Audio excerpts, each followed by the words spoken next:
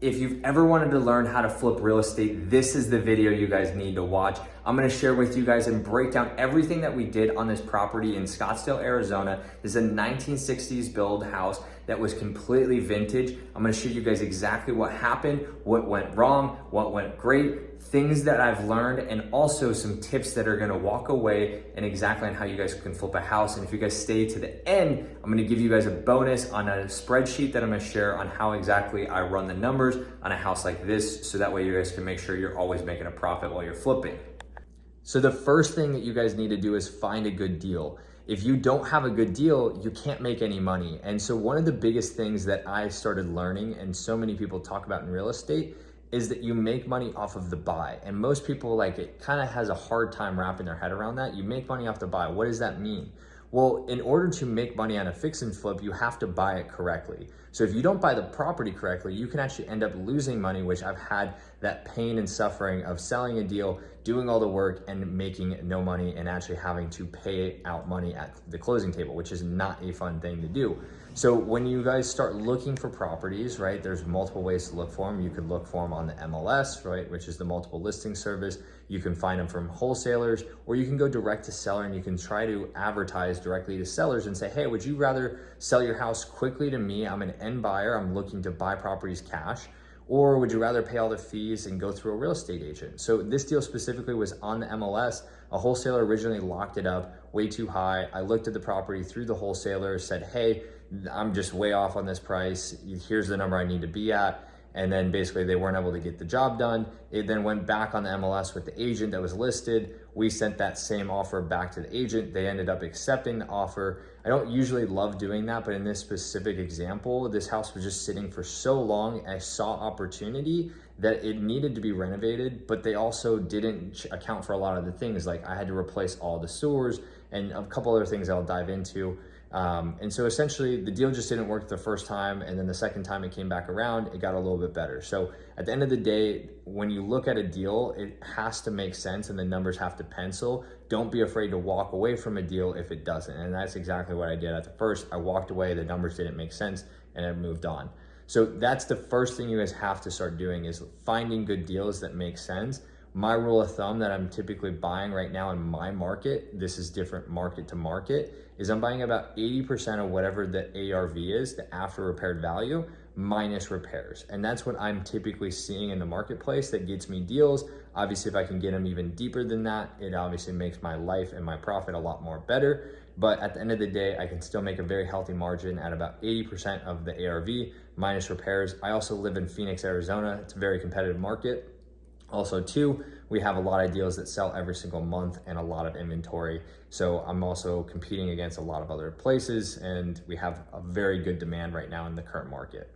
All right, the next thing that you have to do is you have to start going through your construction budget. So as you continue to keep flipping houses, you're gonna get better and better at running your construction budget. But at first, it's gonna take a lot of time to figure out how much it costs to do the cabinets, the countertops, the floors, the plumbing, the electrical, the roof, the pool. All that type of stuff is obviously gonna be a huge learning lesson for you. And also those numbers are gonna vary market to market, asset type to asset type, right? Property price point to a different price point, right? You're gonna use higher end finishes in a property that's $1 million plus versus the house that's $100,000, right? So you gotta start thinking about these things. And so what I recommend that you start doing is you start getting on Facebook groups, you start going to local networking events that are real estate investors, and you start talking and seeing who's a general contractor, who can you get in touch with, who's maybe an experienced fix and flipper that you can start partnering up and doing deals with. And so this is ways that you can kind of get yourself actively inside the marketplace to figure out how much a property like this is gonna cost you. And so this one costed us almost around $280,000 to renovate a 1,600 square foot house. I know that probably shocks a lot of you guys out there, but we pretty much had to rebuild this whole house from the ground up. So I redid everything that I possibly could in this house because I knew, one, it was a good area, but also two, as a 1960s house, a lot of this stuff was falling apart, like the electrical, The plumbing underneath the house was compromised in multiple areas. I had to do the pool, I had to do a new AC unit, I had to reconfigure the house too as well. I had to add a beam inside of the house. So figuring out what your renovation budget is gonna be super important. And what I always recommend you guys do is over budget on those renovations, right? So if it comes in and it's at 200, maybe equate for $220,000 to do.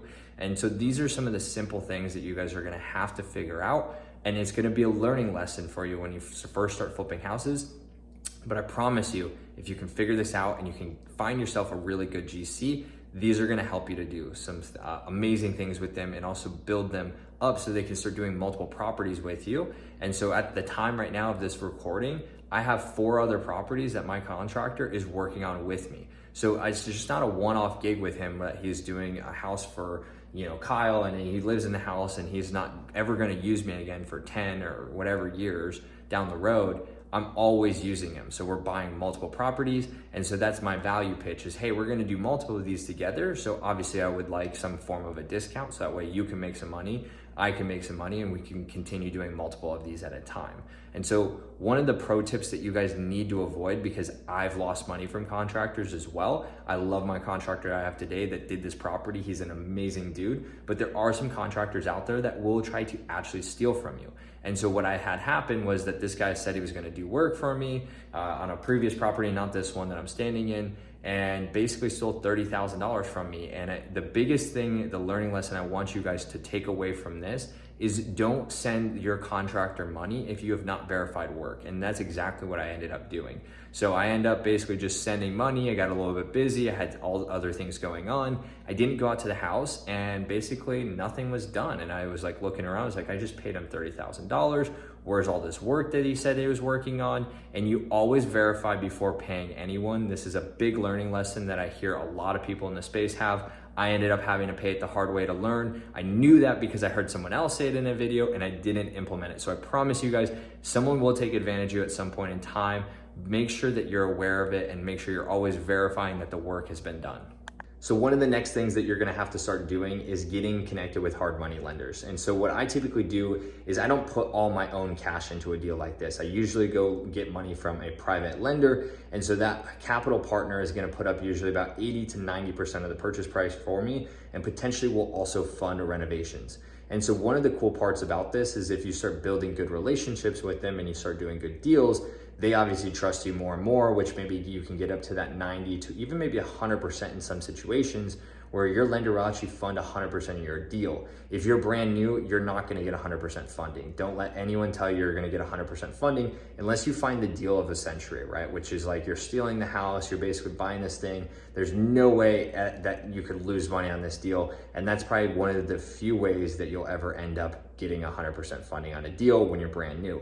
It will take you time and experience to build that up, because that investor needs to know that you actually know what you're doing. They're giving you a lot of money, hundreds of thousands of dollars to do these properties. So you wanna make sure that you obviously have a good reputation in the marketplace, but also have good experience so you can back up and show, hey, I did this one, I did that one, I did this. And if you're brand new, what I recommend doing when you have no experience is either understanding that you're gonna need to put more money down or partner up with someone that has experience, so that way you can get those better lines of credit and you guys can start doing that. So typically you're paying about anywhere from 10 to maybe 12% interest only on those loans. And so you're also gonna have about another percent, right? Another point up front that you're gonna have to pay at the closing table. And so these are how you can get funding for these deals. You'll still need cash to do those. I'm not gonna say this is a bulletproof way, but you can definitely find lenders out in your marketplace that will give you cash. All right, now that you've started construction and things start going, you wanna make sure you can get this property off your books as fast as possible. So that's making sure that you have the materials lined up, you have the contractors rolling, you schedule things out accordingly, and you continuously meet on it, maybe weekly or even 2 times a week, that you're checking in on these properties constantly. And so that's one of the biggest red flags that most investors, they're not checking in on their properties multiple times. They're not going back in there. They're not seeing the work that's been done. They're maybe sending draws. They're sending, paying for invoices or not ordering materials ahead of time. So come up with a plan with your contractor to have everything so it can roll very smoothly. Make sure that you talk about timeframes. If things get pushed back, make sure you're letting other contractors know that are maybe some of the subs on the property that, hey, we were supposed to have all the drywall done and they ran into an issue. And so now if you're gonna paint the property, well, you're gonna be pushed back a couple more days. You don't want them to come in there and not have the exact things that need to be done. That's obviously gonna piss off the subcontractors and not wanna work with you for future reference. So make sure you're communicating, and if anything, over communicate than under communicate in these situations. And don't be afraid to ask stupid questions. When I first got started, I asked probably some of the dumbest questions of my contractor, and these are some of the things that I had to learn because I just didn't know what I didn't know. And so many people are afraid to go out there and just ask the hard questions or ask the questions that maybe just seem a little silly. And these are one of the things that nowadays, I just don't care. I just ask the question, I go from there. I'm like, whatever, let's just figure it out. I'd rather, learn it the hard way than go into this and just be like, oh, I thought we were doing that and that just didn't end up happening. Over communicate, continuously do that again and again and again.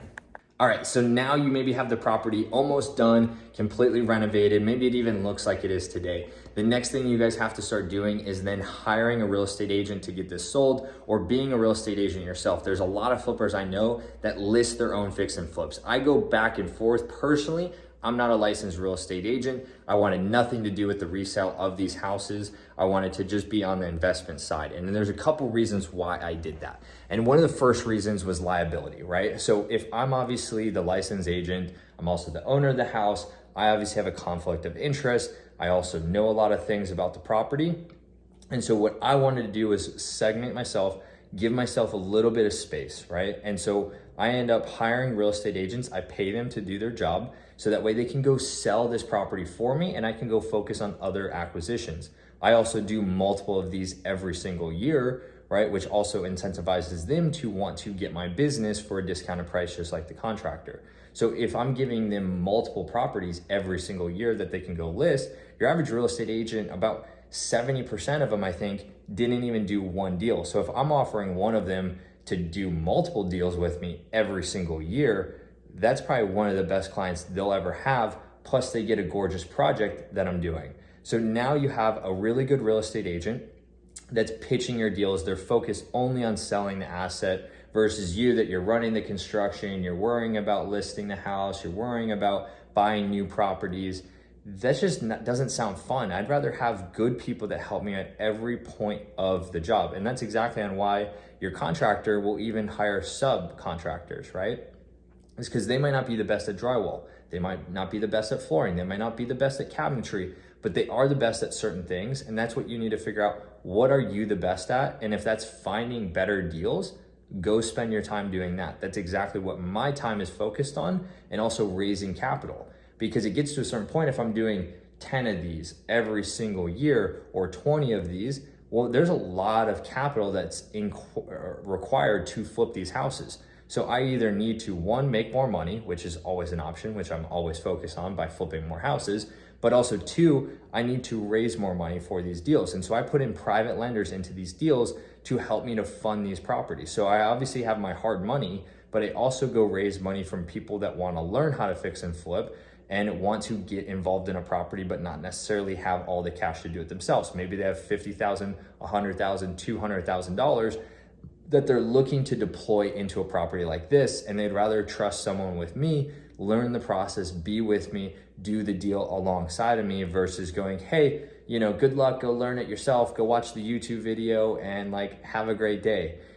We help them out to do the deal, and they can go into the properties with us. They see the real assets that they're doing. And so I had two private investors that did this deal with me. And so it allows for everyone to win, right? I obviously have incentives to get this property done because I have a large amount of my own money in this deal. They also want to figure out how to learn how to do these deals. And so that's exactly on how this works. So it's a huge win-win. And so you got to just figure out, what is your unique value strategy, right? And sometimes if you're really good at listing houses and you're an amazing real estate agent, you should go list your own house. But for me, I was never an agent. I didn't want to go down that path and go figure that all out. I'd rather pay for someone to have that experience, to have that knowledge to go do it for me versus trying to figure it out myself. And then I eventually ended up, my fiance at the moment, she is a realtor, and so she helps us to list these properties, which helps me to keep focusing on acquiring more deals, which I stay in my lane, I know what I'm good at, and I do what I'm good at.